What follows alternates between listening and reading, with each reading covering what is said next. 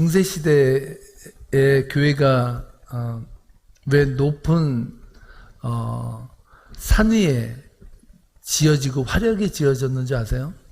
그 세상과 조금 동떨어진 산 같은 데다 높게 성당을 지었어요.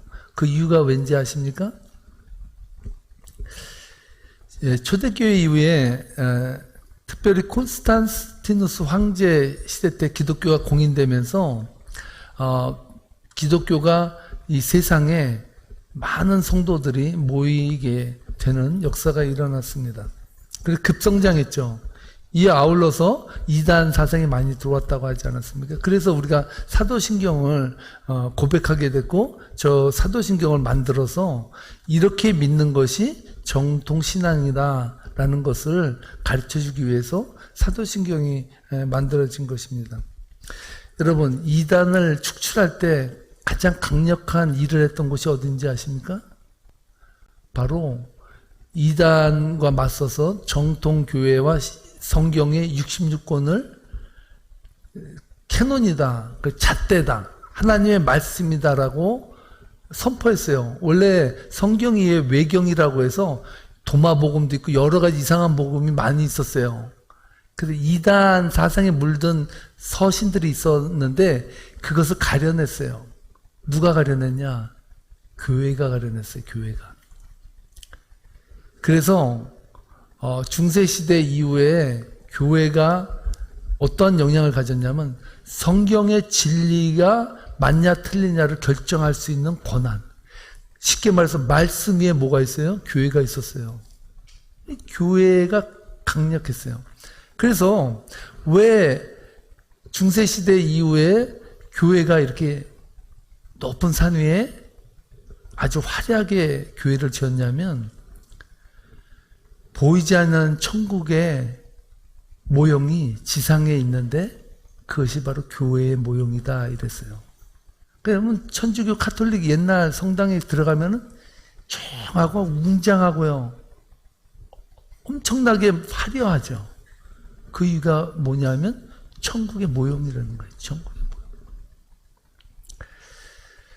예수님께서 제자들에게 너희는 나를 누구라고 하느냐 물었을 때 마태복음 16장 16절에서 베드로가 이렇게 말했습니다. 뭐라고 그랬습니까? 주는 그리스도시요 살아계신 하나님의 아들이시다 이렇게 말했어요.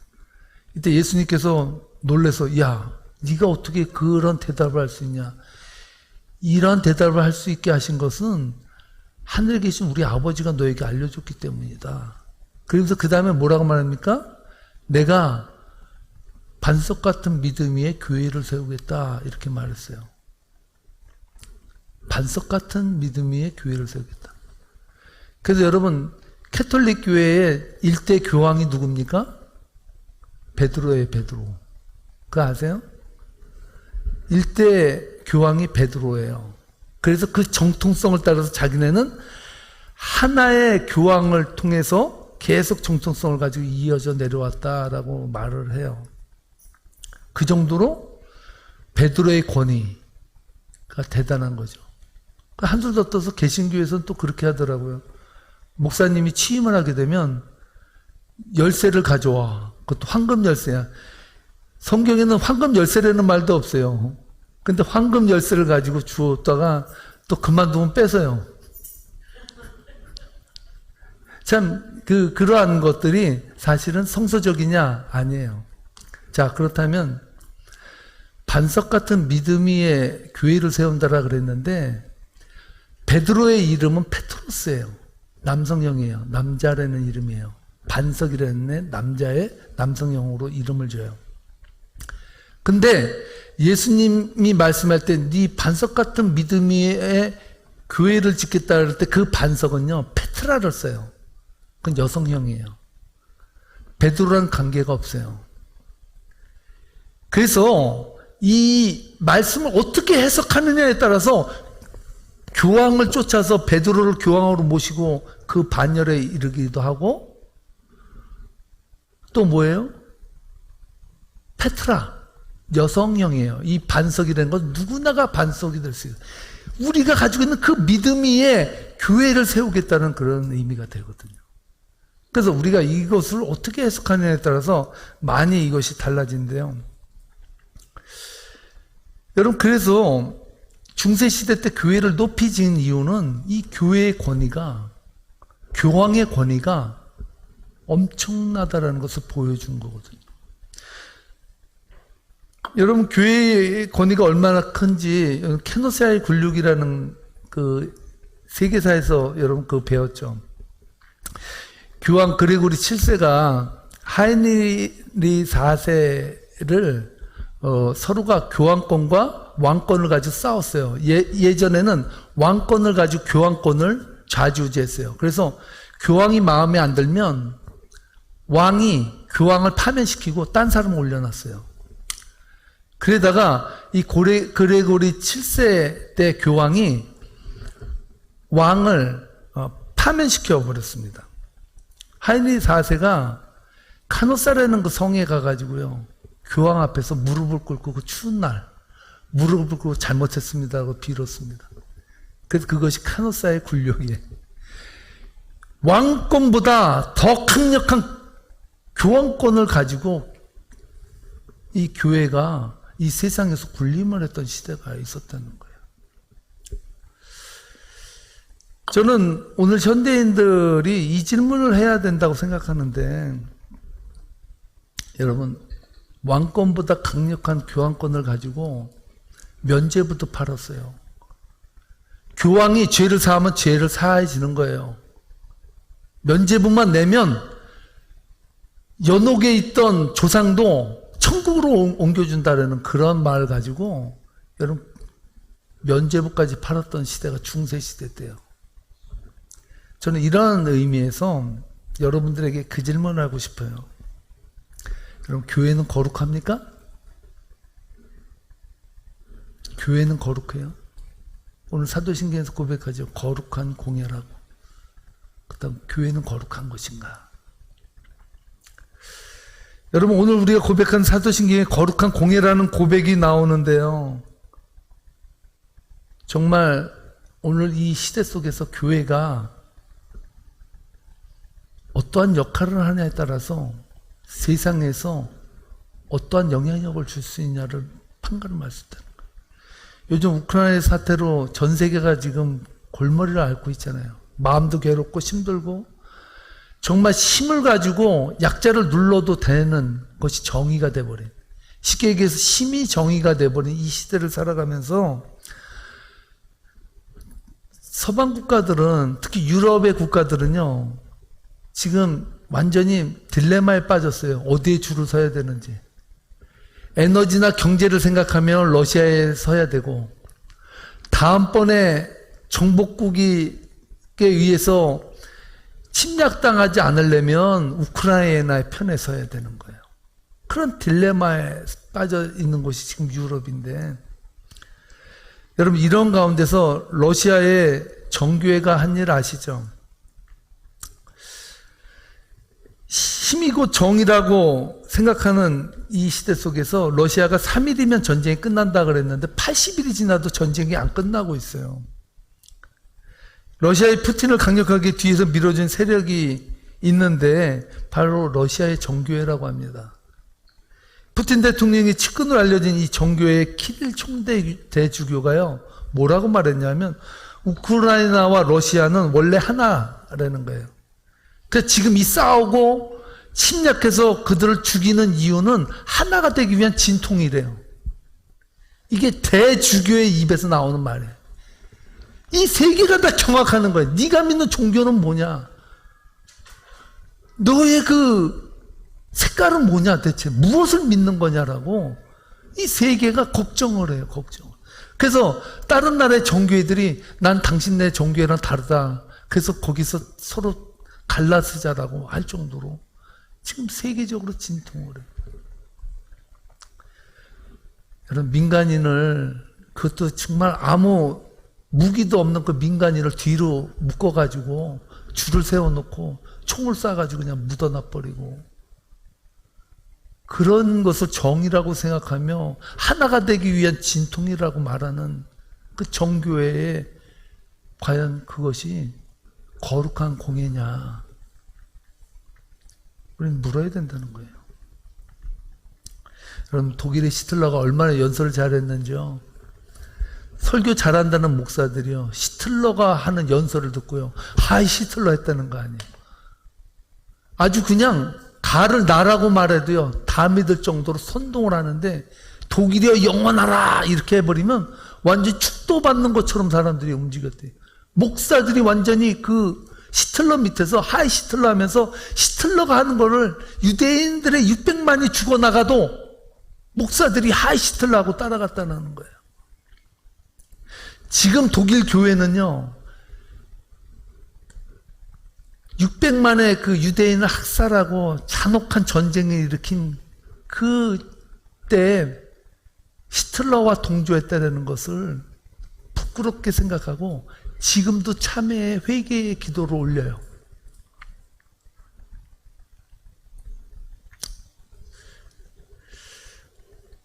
어느 날 인종차별이 심한 남아프리카 공화국에서 한 흑인이 예배를 드리기 위해서 교회를 찾았다고 합니다.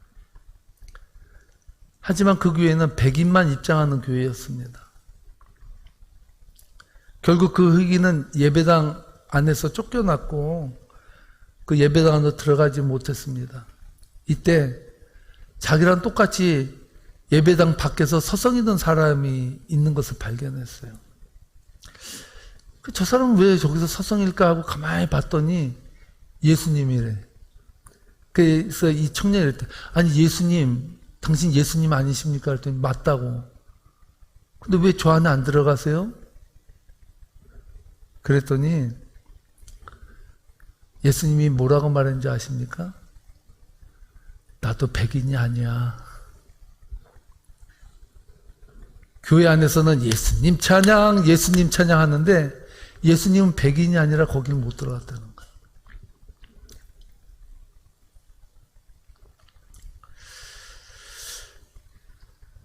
저는 교회를 거룩하다고 부르기 전에 교회는 위험하다라고 말하고 싶어요.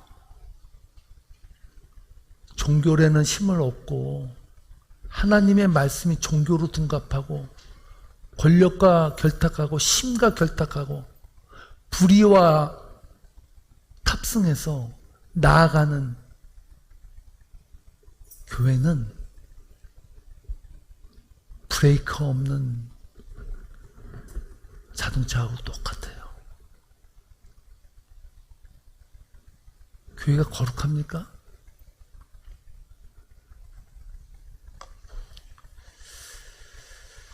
교회가 바른 말씀의 진리의 눈을 감게 되면, 교회가 하나님의 진리에 벗어나서 개인주의와 번영주의와 축복 일변도로 빠지게 되면 교회만큼은 위험한 이익 집단이 없다는 거예요. 저는 세계명교회를 담임하는 목사로서 하나님 앞에 갔을 때 하나님이 너 왜 송도수 부흥 못 시키고 왔어? 라고 책망하지 않을 것 같아요. 그거로는 난 안 혼날 것 같아요. 제가 가장 두려운 것, 하나님 앞에 갔을 때 제게 가장 두려운 것이 있다면 하나님의 말씀을 온전히 전하지 않고 권력과 세상의 힘에 굴복해서 살아가는 그러한 하나의 모임의 장이 되다 하나님 앞에 갔다라고 할 때, 저는 그것이 솔직히 제일 두렵습니다. 야고보서 3장 1절에서 그 말씀하죠. 선생이 많이 되지 말라고. 선생된 너희들이 더 책망받을 거라. 주의 종은요, 가장 큰 심판이 잘못 가르치는 심판이에요. 그것은 여러분들의 문제가 아니라 목회자 저의 문제예요. 그것은 저와 하나님과의 문제예요. 정말 말씀의 바른 잣대로 정말 하나님의 말씀 진리를 목숨 걸고 지키고 그것을 설교해 내고 살아가고 함께 그것에 대해서 고민하느냐, 그것이 사실 이 시대에 목회자나 성도들의 고민이 돼야 되지 않겠습니까?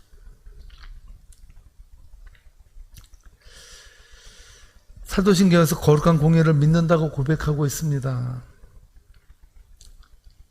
먼저 착각하기 쉬운 것 중에 하나가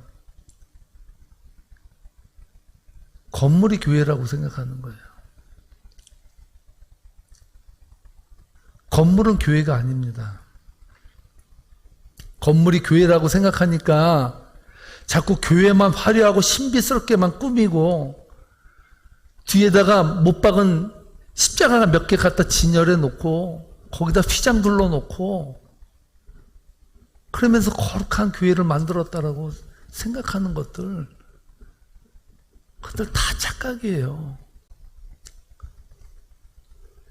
여러분, 건물이 아름답고 화려해야 좋은 교회가 된다는 것이 아닙니다.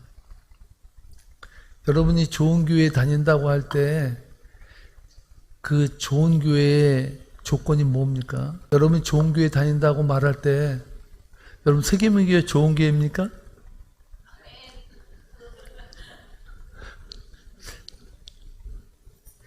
여러분 좋은 교회에 다닌다는 조건이 뭘까요? 좋은 교회에 다닌다는 조건이 딴 거 아니에요. 좋은 교회는요, 좋은 성도들이 있으면 좋은 교회예요. 건물이 화려하지 않아도 돼요. 그렇게 뭐가 신비스럽게 막 꾸미지 않아도 돼요. 성도만 좋으면 좋은 교회 된다는 거예요. 여러분 스스로 물어야 됩니다. 어떤 분이 책을 썼는데 그런 말 쓰죠. 좋은 교회 다니려고 하지 말고 좋은 교회가 되라고. 여러분들에게 물어야 돼요. 저나 여러분이나 나는 좋은 성도인가? 여러분의 퀄리티가 교회의 퀄리티예요. 교회에서 욕을 써가며 말해보세요. 그러면 그 교회를 일컬어서 우리 교회에 다녀가는 사람들은요, 욕쟁이 교회라고 말할 거예요. 욕심 많은 사람들이 모여있다면요, 욕심쟁이 교회라고 말할 거예요. 자기에게만 모든 포커스를 맞추고 신앙생활을 하면 이기적인 교회라고 말할 거예요. 오늘 사도신경에서는 거룩한 공예라고 고백하고 있는데요, 사실 한국말 사도신경에서는 축약해서 거룩한 공예라고 하는데 원래 원어적으로는 이게 아니에요. 원어적으로 말하면 뭐라고 써있냐면요, 니케아 콘스탄티노플 신조에서는 이렇게 말하고 있습니다. 하나이고 거룩하고 보편되며 사도로부터 이어오는 교회를 믿습니다. 너무 어렵잖아요. 그러니까 그냥 줄여서 거룩한 공예라고 말한 거예요. 근데 그 거룩한 공예에 함축된 의미가 이렇게 긴 내용으로 담겨져 있다는 거예요. 이 용어에 담긴 의미를 살펴야 거룩한 공예가 무엇인지를 우리들에게 말해주고 알 수가 있다는 거예요. 거룩한 공예라는 건 첫 번째, 하나인 교회예요. 하나인 교회. 여기서 하나인 교회를 믿는다는 것은 무슨 말일까요? 그 의미가 중요한데, 1438년 로마 카톨릭의 프로렌스 선언문에 의하면요, 이렇게 써놨어요. 그 선언문에 뭐라고 써놨냐면, 카톨릭 선언문에 이렇게 썼습니다. 교황은 교회의 머리라고 선언했어요. 여러분, 교황이 교회의 머리입니까? 교회의 머리가 누굽니까? 에베소 1장 22절에서 바울은 분명히 말해요. 교회의 머리는 예수 그리스도시라고. 그런데 프로렌스 선언문에는 교황이 교회의 머리래요. 너무 이 인간적으로 교회의 인간을 너무 신격화하다 보니까 이런 일이 벌어지는 거예요. 이런 일이. 하나라고 말할 때 카톨릭이라는 단어를 쓰는데요, 이 카톨릭이 카톨릭 교회가 아니거든요. 근데 많은 사람들이 모르니까, 야, 사도신경에 카톨릭 철치라고 나오잖아. 그러니까 카톨릭을 믿어야 돼 이랬는데 무식한 말이에요. 그거는 카톨릭 교회가 말하는 카톨릭이 아니라 하나이며 보편적인 교회를 의미하는 때에 카톨릭이라는 단어예요. 그 단어를 카톨릭이 쓴 거지, 카톨릭 교회를 다니는 거를 사도신경에서 썼던 것이 아니에요. 많은 사람들이 그걸 착각해서 어떤 사람들은 거룩한 공예가 카톨릭이니까 카톨릭을 찬양하는 사도신경을 하지 말자 그래. 그것도 무식한 말이에요. 그건 성경을 잘 모르고 하는 말이라는 것이죠. 여기서 하나라는 것은 무엇이냐면요. 예수 그리스도를 주로 고백하는 믿음에서 하나라는 거예요.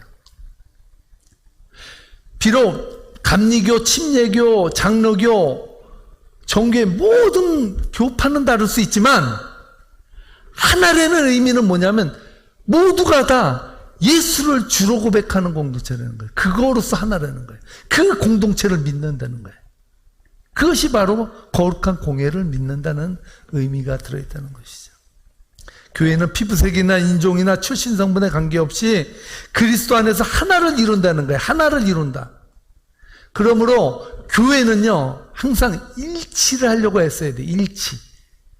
교회는요, 다양성 속에서 일치를 이루어가는 기관이에요.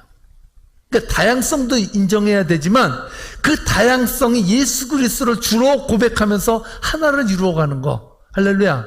이게 예술 아니에요, 예술? 이게 쉬운 게 아니라. 두 번째로 중요한 것이 따라하시 바랍니다. 거룩. 오늘 사도신경의 고백에서 거룩한 공예라고 고백하고 있는데요. 이 고백이 왜 중요한지 아십니까? 가장 중요한 사실이 있어요. 거룩한 공예라고 말하잖아요. 거룩과 교회는 뗄래야 뗄 수 없는 거예요. 거룩한 공예라는 것은 공예가 따로 있고 거룩이 따로 있는 것이 아니라 거룩과 공예는 함께 어우러져서 이루어진 단어라는 것을 오늘 이 고백에서 말해준다는 거예요. 교회의 거룩은 뗄 수 없는 관계라면 이 거룩에 연결되는 교회가 무엇인가를 알아야 돼요. 거룩한 교회잖아요. 그럼 여러분 거룩한 교회라고 할 때 이 교회가 무엇인지를 알면 이 거룩이 교회에 연결돼서 영향을 주는 거 아니에요. 그렇다면 교회는 무엇일까요? 신약 성경에 교회에 대한 단어가 나와요. 그것을 알면 여러분 거룩한 공예가 교회가 무엇인지를 아는 거예요. 교회가 무엇이냐? 이 단어는요, 에클레시아라는 단어예요. 에클레시아. 에클레시아는요, 쉽게 말하면 무엇이냐면 무엇으로부터 불러서 모은 집단이에요. 쉽게 말해서 세상에서 불러 모아진 것이 교회예요. 그러니까 세상과 접목해서 살지만 세상과 똑같이 살아가는 것이 아니라 거기서 구별돼서 살아가는 것. 그것이 교회라는 의미라는 거예요. 교회. 그래서 무엇으로부터 불러짐을 받은 존재들이라는 뜻으로 이 교회는 세상 밖으로 부르심을 받은 자들의 그런 모임 구성체, 교회. 일개 개인이면서 모아진 그런 무리를 뜻하는 의미가 교회라는 거예요. 그래서 바꿔 말하면 세상적 가치, 세상적 관점, 세상적 배경으로부터 돌아서서 예수 그리스도의 공동체로 들어온 사람들. 그러니까 여러분들은요, 세상으로서 탈출한 사람들이에요. 믿습니까? 여러분은 세상에 살지만 세상 속에서 구별되고 탈출된 사람들이라는 거예요. 그래서 거룩한 공예를 이룬다는 건데요. 이 부름받은 자들이 모인 곳이 바로 거룩한 공예라는 것이죠. 그렇다면 교회의 거룩은 뗄 수 없는 관계라고 한다면 이 교회는 인간의 모임이잖아요. 세상으로서 떨어져 나온 인간의 모임인데 거룩과 인간이 조화를 이루어요? 여러분 거룩해요? 그건 거룩한 공예예요. 그러니까 거룩한 성도예요. 쉽게 얘기하면 여러분 거룩해요? 거룩하지 못함에도 불구하고 거룩한 공예라고 말하고 있어요. 그렇다면 이것은 왜 중요할까요? 여러분 교회와 거룩은 꼭 뗄 수 없는 관계라고 한다면 인간도 거룩해야 된다는 것이거든요. 여기서 우리는 중요한 사실을 놓쳐서는 안 되는데 교회가 거룩할 수 있는 것은 바꾸어 말하면 하나님의 성도들이 거룩할 수 있는 단 한 가지 이유가 있어요. 그 이유가 있다면요. 따르시 바랍니다. 하나님이 거룩하시기 때문에. 그래서 베드로전서 1장 16절에서 베드로 사도가 이렇게 말해요. 기록되었을 때 내가 거룩하니 너희도 거룩할지어다. 아멘. 하나님께서 그런 거예요. 내가 거룩하니 너희도 거룩하라는 거예요. 하나님이 거룩이시기 때문에 우리도 거룩해지는 것이라는 의미죠. 그래서 교회가 거룩할 수 있는 이유는 단 한 가지예요. 우리 인생에 예수님을 모시고 살기 때문에. 우리 인간은 죄로 물들어 있고요, 욕심으로 물들어 있고요, 정욕으로 물들어 있고 세상적인 기준으로 물들어져 있어요. 그런 인간임에도 불구하고 거룩할 수 있는 것은 예수님을 그 안에 모셨다는 거예요. 할렐루야. 마지막으로 살펴볼 것은요, 사도로부터 이어오는 교회를 믿는다는 거거든요. 거룩한 공예가 이렇게 세 가지로 구분해서 나온다는 건데요. 여러분, 교회는 정통성이 중요하잖아요. 교회가 거룩하고 거룩한 공예가 될 수 있었던 것은 왜입니까? 그것은 사도들이 전해준 말씀에 의해서 우리는 거룩한 공예가 될 수 있었다는 거예요. 쉽게 얘기하면 내가 이 세상에 혼자 이렇게 존재하는 것이 아니라 신앙의 선조들이 대대로 내려온 그 사도들로부터 전해진 그 말씀이 그대로 지금 오늘 우리들에게까지도 영향을 미쳐서 이어져 내려오기 때문에 거룩한 공예가 될 수 있었다는 사실입니다. 여러분, 초대교회의 사도들 중에 가장 오래 산 사람이 누군지 아시죠? 누굽니까? 12제자 중에 가장 오래 산 사람. 요한이죠. 요한 사도는 사도들 중에서 아주 오래 살았는데 이분이 너무나도 연로하신데 예수님께서 말씀하신 내용이 뭔지 알고 싶어서 다 죽었으니까 이제 예수님을 본 사람은 요한밖에 없어. 그러니까 시주단지 모시듯이 요한 사도를 예배의 강론으로 다 모시고 와요. 그럼 요한 사도가 한 말씀만 해주시죠. 예수님한테 무슨 말씀을 들으셨습니까? 이러면 이분은 앉아가지고 치매에 걸리셨는지 뭔지 모르는데 항상 만나면 이 말씀을 하셨대요. 모두가 서로 사랑하라. 이렇게 하고 이제 또 들어가는 거예요. 다 답답해서 나중에는 그랬다는 거예요. 아니, 예수님한테 들은 게 그 말씀밖에 없습니까? 좀 다른 말도 좀 해주시죠. 그랬더니 그 요한사도가 그랬다는 거예요. 이 말씀 안에 예수님의 뜻이 다 들어있느니라. 그랬다는 거예요. 물론 제가 이 말이 사실인지는 모르겠지만 그만큼 예수님을 모셨던, 예수님을 보았던 그 사도가 중요했다는 거죠. 중요했다는 거예요. 무슨 말씀하셨나요? 여러분들은 본이 있는 사람이에요. 비록 오늘 어떤 분이 그 말씀을 제가 좀 알아봐야겠어요. 김씨라 그랬더니 한국의 김씨성이 11%가인가 21%인가가 되는데 김해 김씨인가가 11%가 된다 그러더라고요. 자신이 김해 김씨래요. 그러면서 저한테 목사님 무슨 김씨입니까? 그런데 저 김씨, 김해 김씨는 아닌데 수왕 김씨인데요. 그랬더니 수왕 김씨의 시조가 누굽니까? 그랬더니 시조까지는 내가 그걸 모르겠는데 그건 몰라도 돼요. 그런데 더 중요한 거 본은 알아야죠. 여러분, 믿음의 본이 어디예요? 예수님, 제가 조금 아까 얘기했잖아요. 사도들의 그 말씀에 이어지는 그 권위에 이어진 거룩한 공예가 우리라는 것이죠. 믿습니까? 그러니까 여러분들은 본이 없는 사람이 아니에요. 여러분 뿌리가 있는 사람이에요. 그 오징어도 그 말 하잖아요. 나도 뼈대 있는 사람이라고. 뼈 한쪽이 있는데 그거 가지고 뼈대 있는 사람이라고. 사람이 아니구나. 여러분 거룩한 공예라는 말이 마음에 이제 와 닿죠? 이 말씀 통해서 거룩한 공예가 되십시오. 할렐루야. 전통의 은혜를 입고 여러분들 세상에 그냥 떨어진 존재가 아니라 하나님의 놀라운 은혜를 입은 공예임을 믿고 함께 하나님을 찬양하는 복된 삶이 되시기를 주님의 이름으로 축복합니다. 기도하시겠습니다.